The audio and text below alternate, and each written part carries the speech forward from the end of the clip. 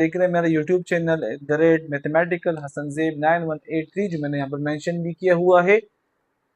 इस चैनल के थ्रू जो सेकेंड ईयर का कोर्स है, फर्स्ट ईयर का कोर्स है, 9th 10th और मैथ्स के और जो बेसिक्स हैं और IGCSE और A level O level camera system के जो कोर्सेज है वो हम आपके साथ शेयर करेंगे, आप तो डिलीवर करेंगे।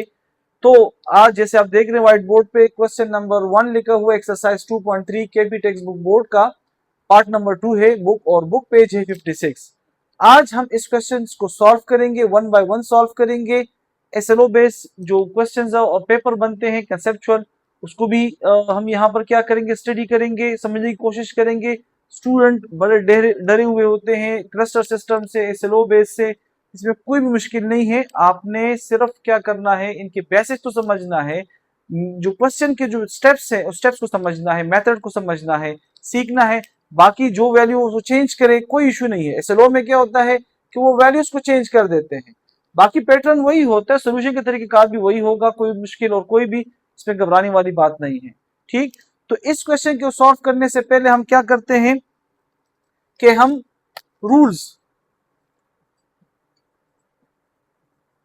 Some rules of limit.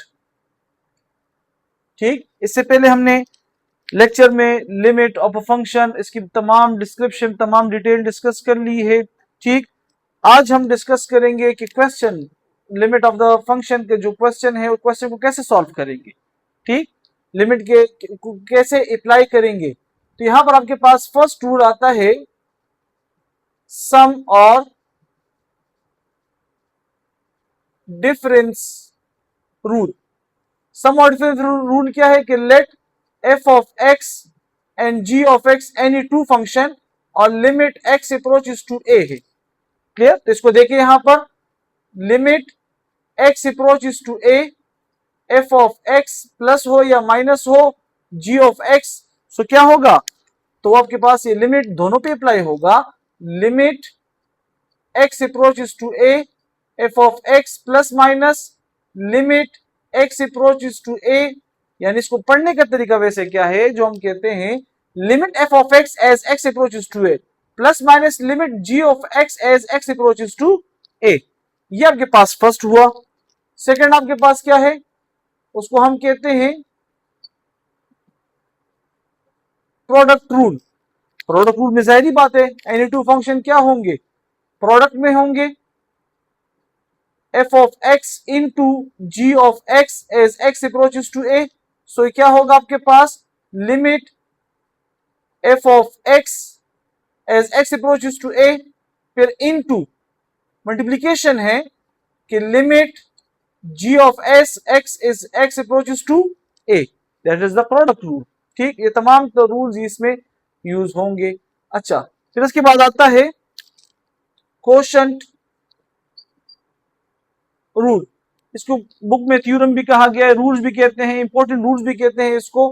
ठीक, तो कोशेंट रूल क्या है आपके पास कि एनी टू फंक्शंस वो क्या हो, डिवीजन में हो और उस पर लिमिट अप्लाई हो। आपके पास limit f of x divided by g of x as x approaches to a, तो ये होगा कि limit f of x as x approaches to a divided by limit g of x as x approaches to a, this is the quotient rule। ठीक, इसके बाद आपके पास है कांस्टेंट रूल। तो कांस्टेंट रूल में क्या होता है, तो कांस्टेंट रूल आपके पास है कि लिमिट आपके पास एनी कांस्टेंट k है as x approaches to a, तो लिमिट का कांस्टेंट के साथ क्या, वो उसमें तो वेरिएबल अप्रोच कर रहा है आपके पास कहां, a को, x अप्रोचेस टू a, तो कांस्टेंट कहां अप्रोच, कांस्टेंट तो कांस्टेंट है, तो उसका रिजल्ट कांस्टेंट ही होगा। और लास्ट आपके पास वो क्या है, उसको हम कहते हैं constant multiple rule.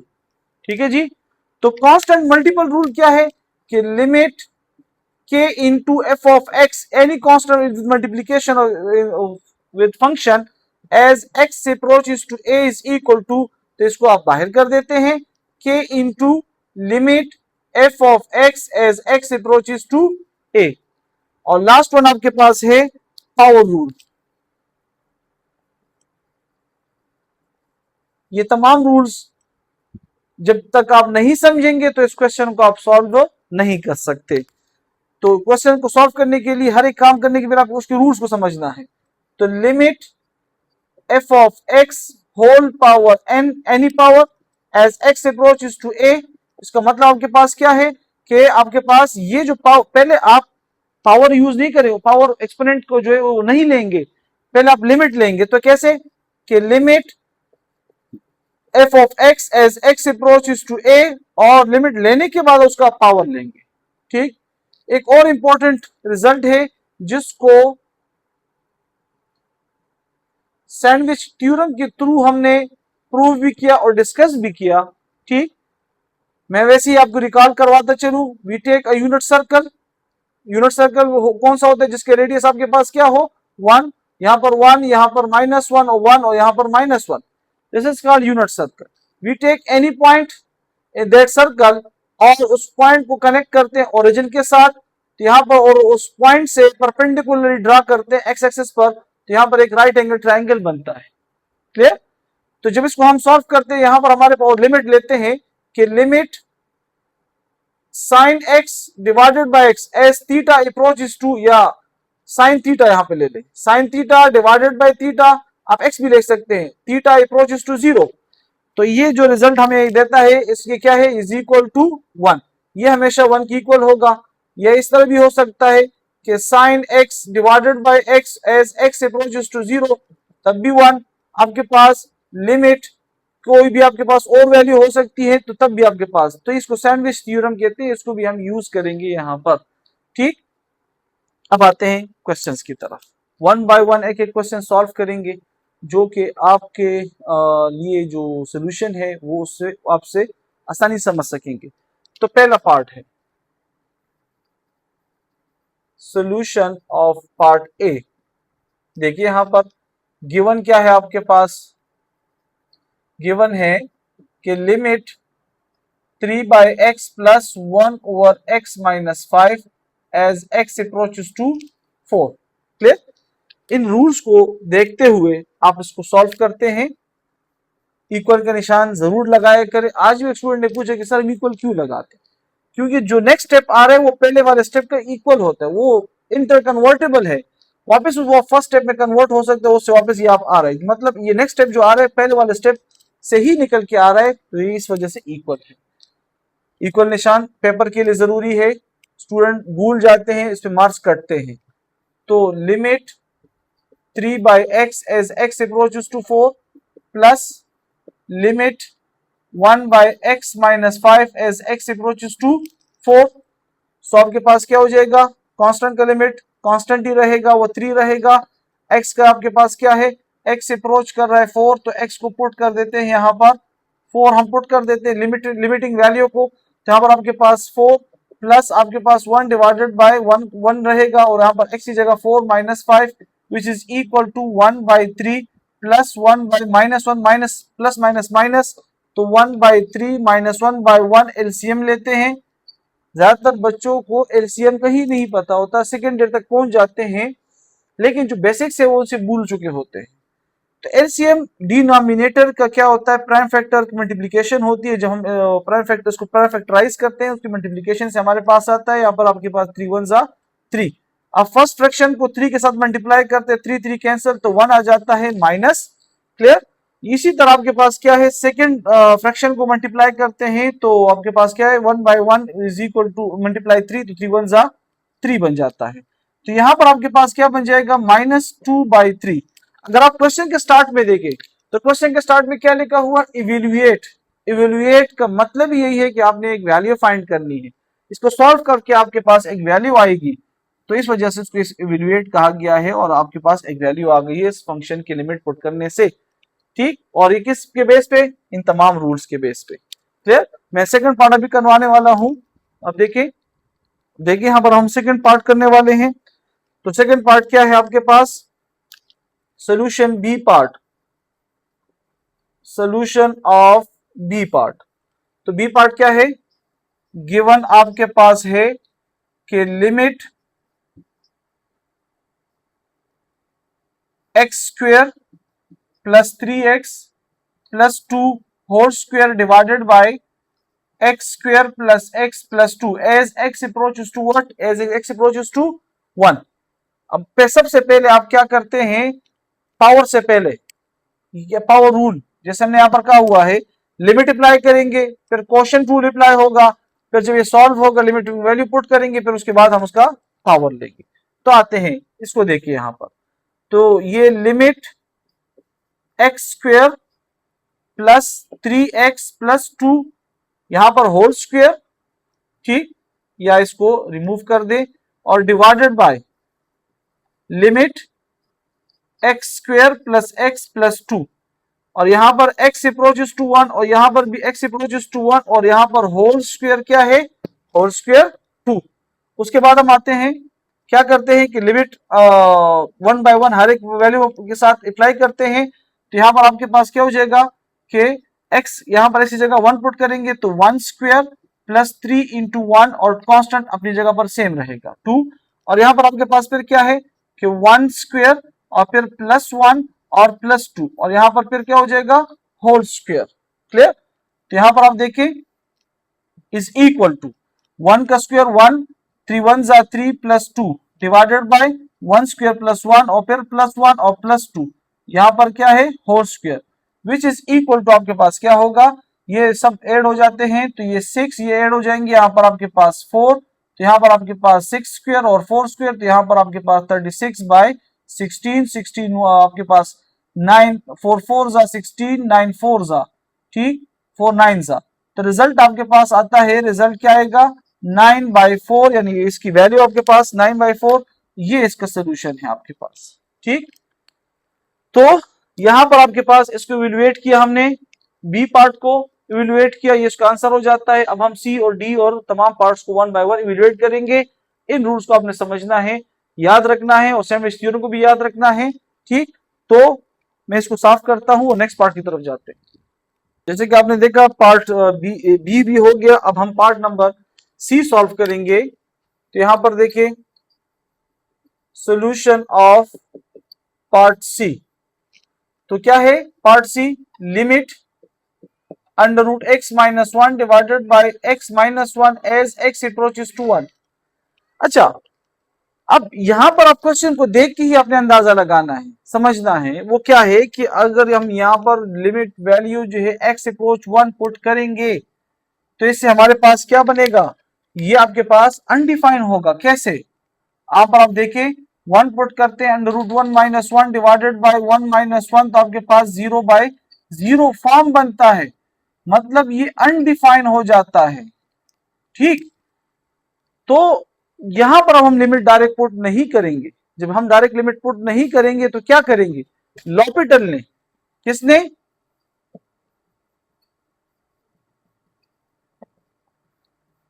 Mathematician L'Hopital, who introduce to solve this kind of question, कि उसने इस तरह के क्वेश्चंस को क्या किया, अलजेब्राइकली आप उसको सॉल्व करेंगे, अलजेब्राइक रूल्स के थ्रू, उसको टेक्निक्स के थ्रू आप उसको सॉल्व करेंगे, और उसका जो सोल्यूशन होगा या इसको रेशनलाइज करेंगे। ठीक, और उसका रिजल्ट आप फाइंड आउट करेंगे। क्लियर? तो इसके लिए अब हम क्या करेंगे, लॉपिटल, या जब भी आपके पास 0 बाय 0, तो लॉपिटल को जहन में रखना है और इसको क्या करना है, अलजेब्राइक या रेशनलाइज तरीके से सॉल्व करना है। तो यहां पर देखिए आपके पास क्या है कि limit x approaches to 1, bracket में आप क्या लगा देते हैं, under root x minus 1 divided by x minus 1, तो इस तरह क्वेश्चन को आप अंडर रूट है रेशनलाइज कर ले। तो रेशनलाइज में आप क्या करेंगे, अंडर रूट वाली वैल्यू को under root x plus 1 sine change करके आप मल्टीप्लाई भी करते हैं और डिवाइड भी करते हैं। तो यहां पर आपके पास लिमिट इनटू आपके पास ये a प्लस बी, ये a माइनस बी, तो a square minus B square divided by नीचे आपके पास डिनोमिनेटर में x minus 1 into under root x plus 1 bracket close as x approaches to 1। तो यहां पर स्क्वायर अंडर रूट कैंसिल हो जाते हैं, तो यहां पर आपके पास लिमिट x अप्रोचेस टू 1, ऊपर आपके पास x माइनस 1 फैक्टर रह जाएगा, नीचे आपके पास x माइनस 1 है into under root x plus 1। तो ऊपर और नीचे प्रोडक्ट में, आप नीचे ये प्रोडक्ट में है, ऊपर फैक्टर x माइनस 1, नीचे फैक्टर आपके पास x माइनस 1 क्या हो जाते हैं, कैंसल। अब आपके पास क्या हो जाएगा, कि limit as x approaches to 1 1 divided by under root x plus 1। अब यहां पर आप लिमिट को पुट करते हैं, लिमिट अप्लाई करते हैं, ये जीरो नहीं बनेगा। 1 divided by under root 1 plus 1 which is equal to 1 plus 1 which is equal to 1 by 2। तो यहां पर आपके पास ये इवेल्युएट होकर आपके पास क्या बना, 1 बाई 2 इसका आंसर हो जाता है। ठीक, अब हम सेकेंड पार्ट की तरफ आते हैं।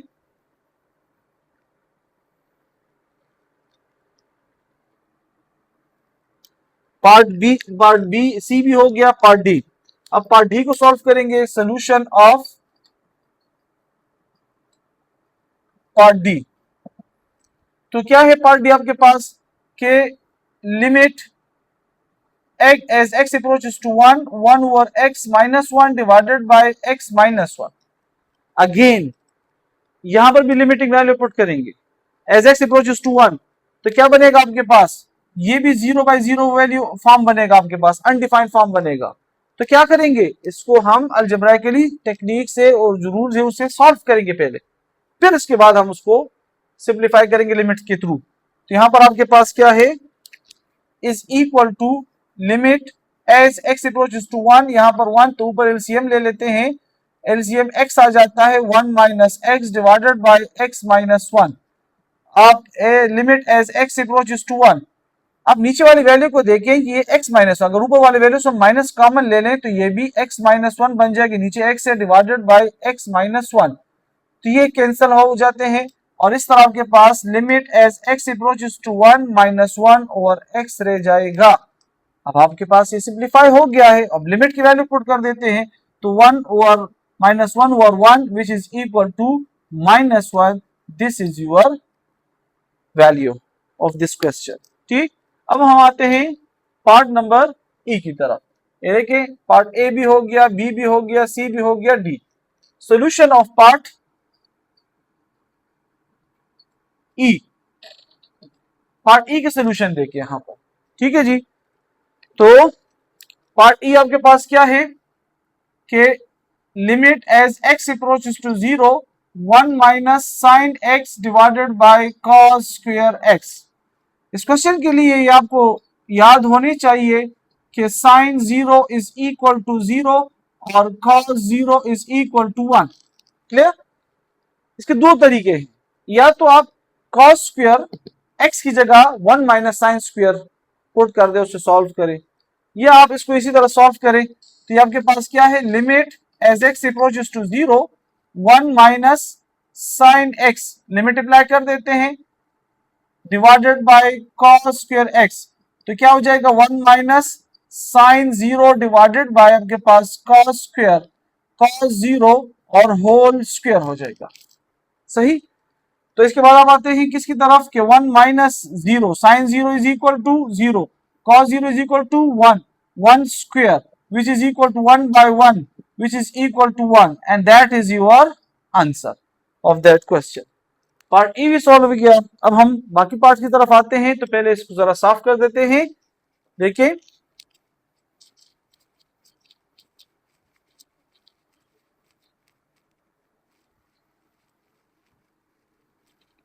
अच्छा जी, part number F, solution of part F. तो आपके पास पार्ट एफ क्या है कि limit as x approaches to 0 tan x divided by x। मैंने सैंडविच थ्योरम बताया ना कि साइन x बाय x उससे 1 होगा, कॉस और टेंजेंट का नहीं होगा। क्लियर, तो इसको सॉल्व करते हैं। As we know that tan x is equal to sine x by cos x। अगर हम यहां पर डायरेक्टली पुट करते हैं टेंजेंट 0, तो वो क्या बनेगा 0, नीचे भी 0, तो ये भी आपके पास 0 बाय 0 फॉर्म बनेगा। तो पहले इसको सॉल्व करते हैं। तो यहां पर देखिए कि limit as x approaches to 0 sine x by cos x divided by x। Clear, इसको हम इस तरह भी लिखते हैं कि limit as x approaches to 0 1 over cos x into sine x by x by product rule. अब दोनों पे हम क्या कर देते हैं, लिमिट अप्लाई वो कर देते हैं, अप्लाई कर देते हैं कि limit x approaches to 0 1 over cos x into limit x approaches to 0 sine x by x by sandwich theorem this is equal to 1 और यहां पर आप पुट कर देते हैं 1 over cos 0 into 1 which is equal to 1 by 1 into 1 which is equal to 1. This is your answer. Clear? अब आते हैं पार्ट नंबर जी की तरफ. Solution of part G.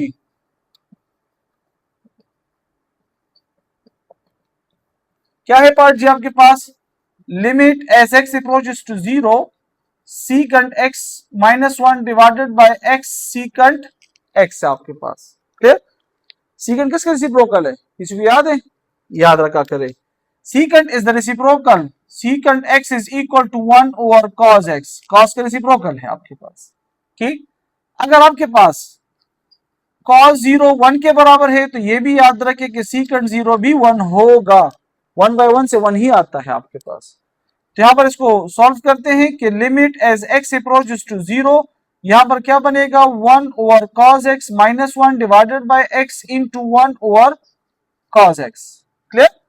अब ऊपर एलसीएम लेते हैं तो आपके पास limit as x approaches to 0 तो ये क्या होगा आपके पास cos x 1 minus cos x divided by x by cos x. cos x and cos x क्या हो जाते हैं? कैंसल हो जाते हैं. तो यहां पर देखिए जब ये कैंसल हुआ तो क्या बन जाएगा आपके पास is equal to limit as x approaches to 0 1 minus cos x divided by x रह गया. आगे सिंप्लीफाई नहीं हो रहा. लिमिट पुट कर देते हैं 1 minus cos into 0 divided by आपके पास क्या हो जाएगा 0. तो इस तरह के क्वेश्चन जो आपके पास क्या है 1 minus 1 by 0 is equal to 0 by 0 इससे आंसर अनडिफाइंड ही आएगा सिंप्लीफाई करने के बाद. ठीक. Last part of this question solution of h part आपके पास limit as x approaches to 0 sine square 7x divided by 7x. मैं पहले से बताता चलूं इसके लिए आपको सैंडविच थ्योरम याद होना चाहिए. क्या है? Limit as x approaches to 0 sine x by x किसकी इक्वल होगा 1. तो इसको आप देखें बड़ा आसान है. ठीक. कंफ्यूज नहीं होना. स्टूडेंट जब कंफ्यूज हो जाते हैं फंस जाते हैं और जब आज का स्टूडेंट स्टक हो जाता है वो किताब बंद कॉपी बंद प्रैक्टिस छोड़ और अपने यानी फोकस करना छोड़ देता है. तो यहां पर आप देखें कि limit as x approaches to 0 मैं इसको लिख देता हूं sign 7x into sine 7x by 7x लिख देता हूं. ठीक. तो आपके पास क्या हो जाएगा यहां पर कि लिमिट x अप्रोचेस टू 0. ठीक. ये आपके पास हो जाता है sine 7x into limit as x approaches to 0 sine 7x by 7x.